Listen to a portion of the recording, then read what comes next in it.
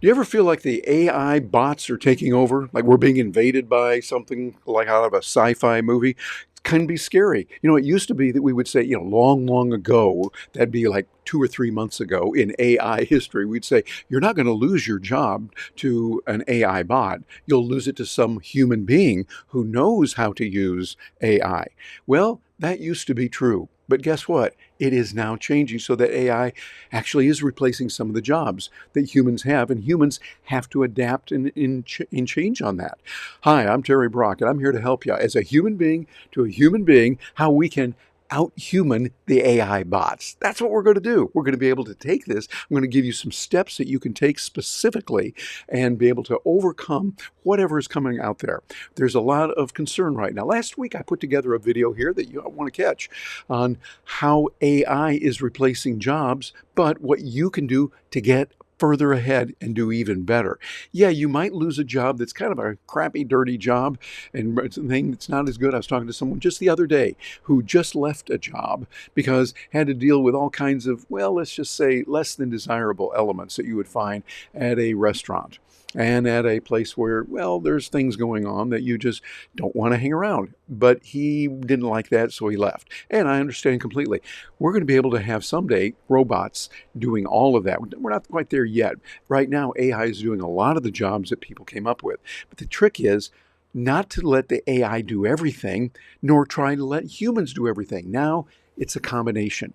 You don't want to be a Luddite. You remember those Luddites? Yeah, back in the early 1800s, they came out with a way to eliminate some of the looms that were available, using the looms, I should say, using those looms in order to eliminate some of the jobs that people did before. So what they did is they got sledgehammers and stuff, and they went into the factories and they were smashing the looms, thinking that's going to solve it. Well, guess what? They built new looms, bigger and better. Where those who succeeded did succeed, and why they succeeded is the trick for you and me. We found out what humans can do that bots couldn't do, and humans did that very well. So I'm encouraging you now to out-human those bots. Done the right way, you can do it. We're going to be able to do it. See, it's the squishy, unpredictable, kind of quirky ways that we are as human beings that we do best. We don't do well when we become like a robot. You've seen it on YouTube. Hello. Today I am here to talk to you about what you can do on the, and they're just going on and on. You just want to reach through and go, hey, hey, hey, Sparky, get real with us, okay? Let's do it. Well, you see, all of this matters. And matter of fact, when you do it the right way, you're going to win because audiences are seeing it. I'm hearing it all the time now in our Stark Raving Entrepreneurs program that Gina and I do. People are saying, yeah, they can sense when it's written by an AI.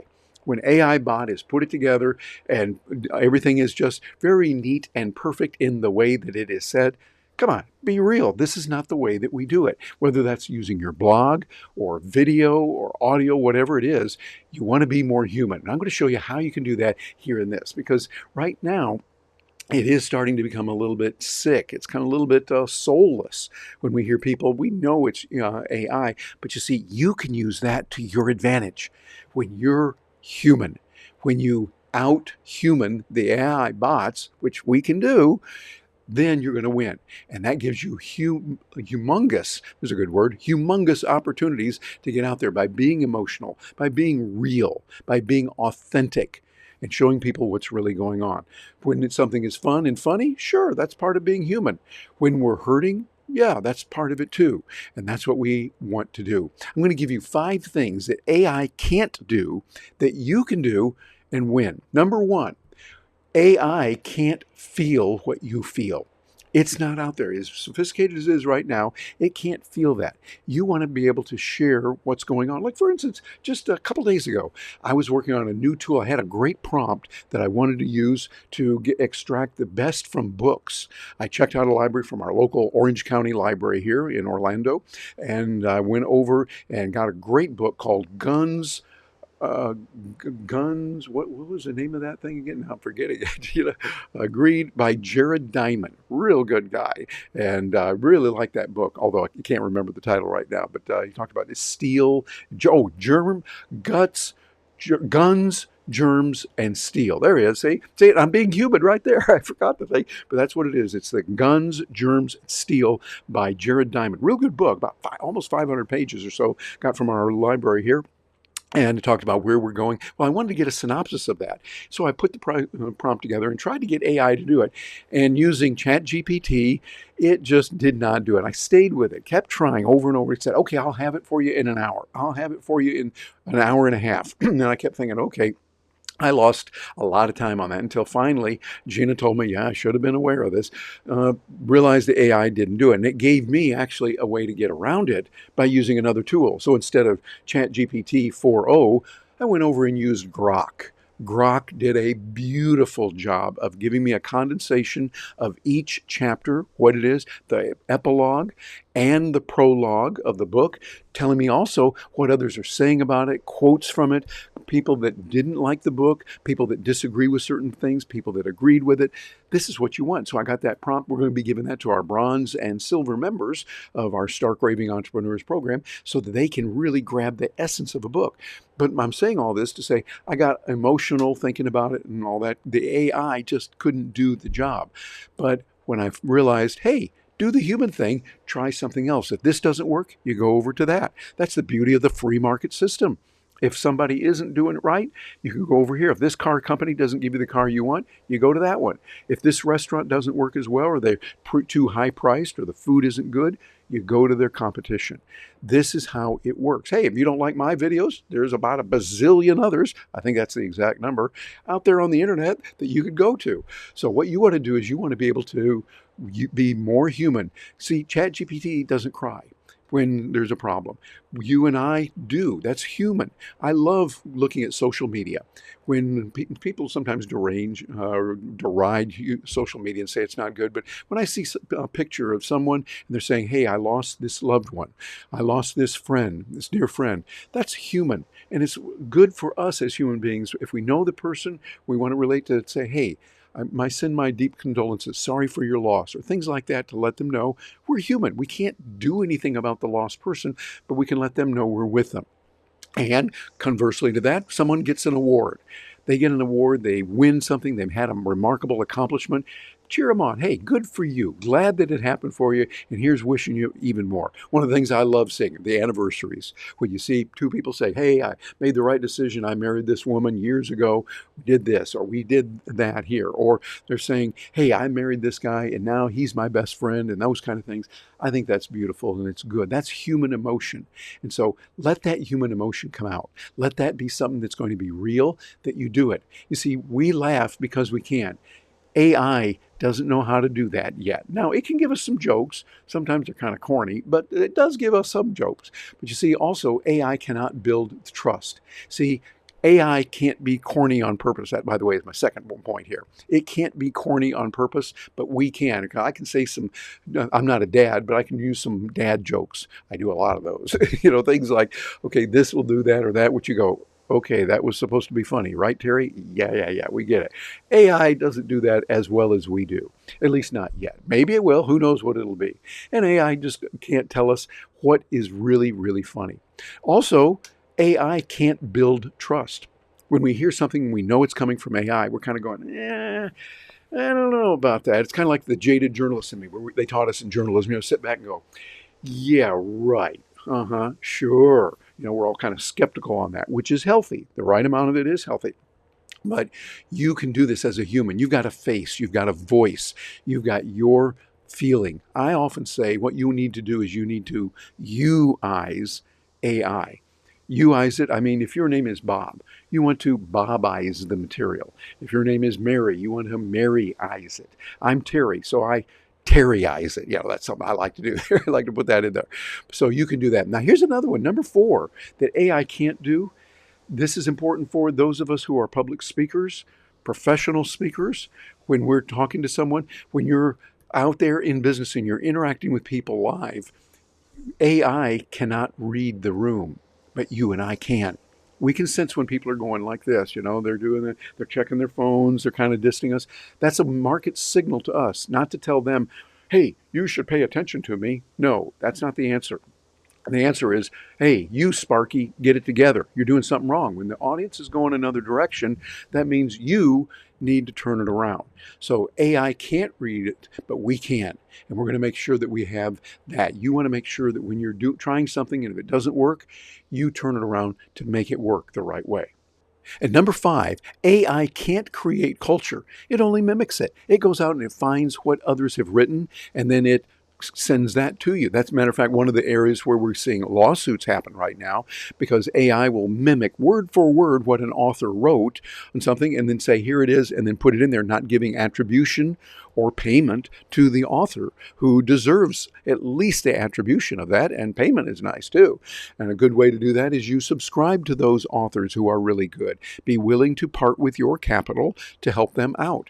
See, AI can only mimic it. So what you want to do is use AI as the starting. For this video I'm putting together, I had it give me some initial ideas, but I think you can tell I'm not reading from a script right now. Truth be told, what I'm doing is I've got this set up just creator to creator, where I can see some bullet points that are on the screen behind the camera. So I can see that and it gives me an idea. And I go, yeah, kind of like when I'm speaking, or when many of you are professional speakers. When you're speaking, you don't want to just necessarily read a script. There is a place for that sometimes. Some people do well memorizing. That's good. For many of us, we use bullet points. Tell the story about the deer and the rabbit. Oh yeah, that story. And then we'll tell that. Or tell about the experience you had when you went to Santa Fe, New Mexico, and you saw that restaurant that was good, and tell that story. Those are the kind of things that will help us when we're working with it. So you've got ways to overcome it. So now what you want to do is you want to use AI and not lose your soul. That's the key. How can you do that? Well, I'm not saying that you ditch AI. I'm not saying get rid of it. I'm using it every day now, getting all kinds of references. I've got notes over here on the side of my office that here's an idea. I need to search this, or I need to study that. And I'll do it, and AI can give me a lot of good information.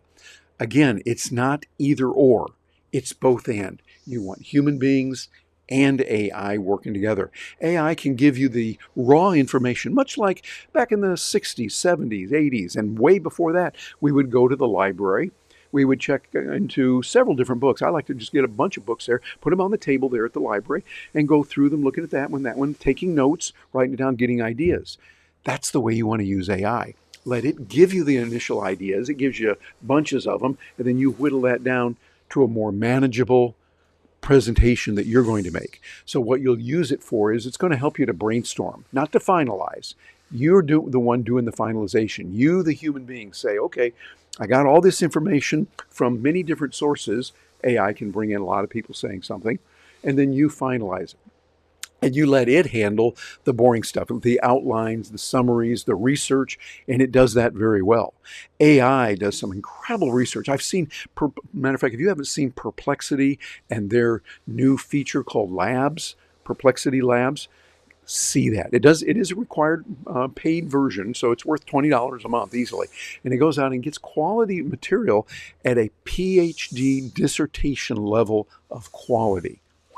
Mercy sakes, this is good. We just did that, matter of fact, just yesterday. Gina and I did this for a client we're working with in an industry we hadn't seen before. We went out and did some in-depth research on what they're doing. These are one of the leaders in their industry. And they came to us wanting some information. So we figured we've got to be real good. We got a meeting with them, matter of fact, later today, which will be really good.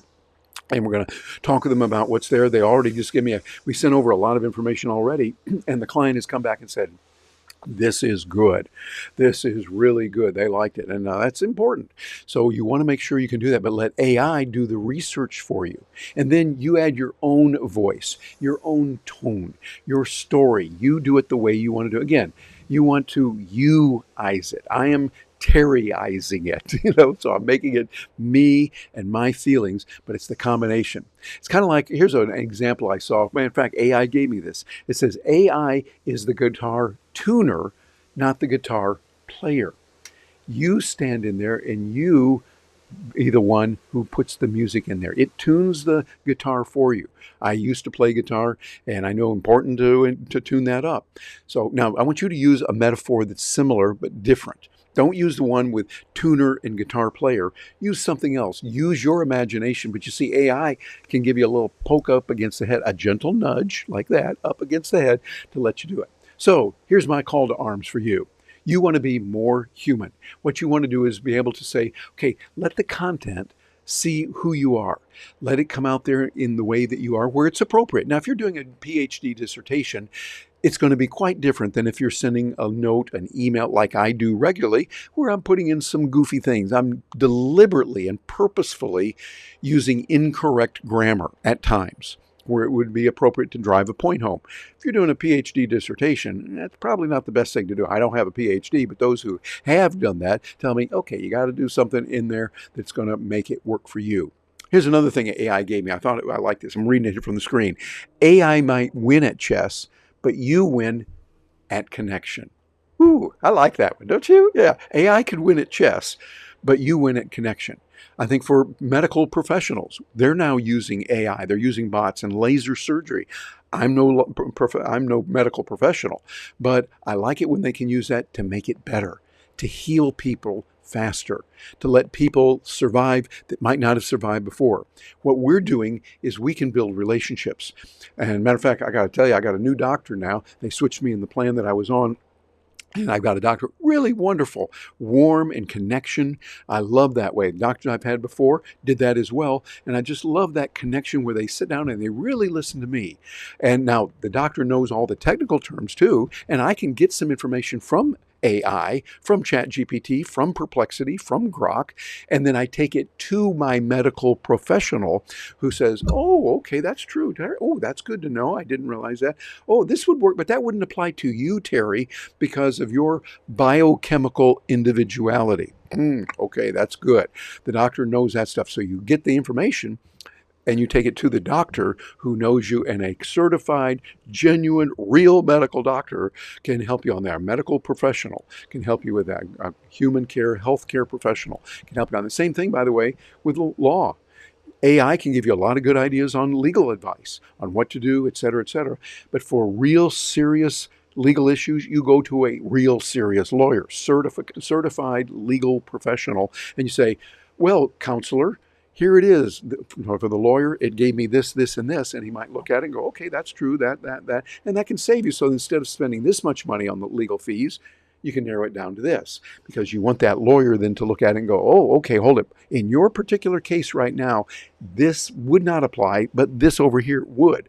Okay, that's why we hire and pay for legal professionals. So you want to work with that. Again, it's not either or. It's both and. But I want to hear from you in the comments. Please let me know. This is where we can help each other as a community.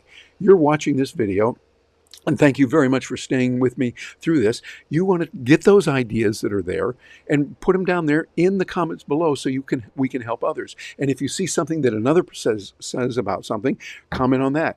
Tell me, what's a story where you found being human was particularly important, and how you blended and tied together AI and the human beings.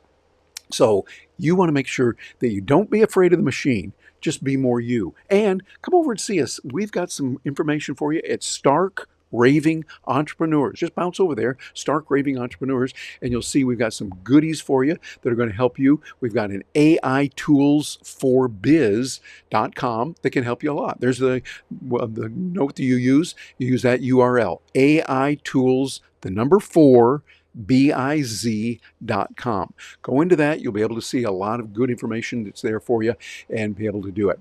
So use AI, yes indeed, but be human. Out-human the AI. You can do that every time. And stay tuned, because we got another video coming up for you that's going to help you with that, referencing some of the things that I talked about here. This helps you in your journey so you can be more human and out-human that AI. I'm Terry Brock. Thanks for being with me today.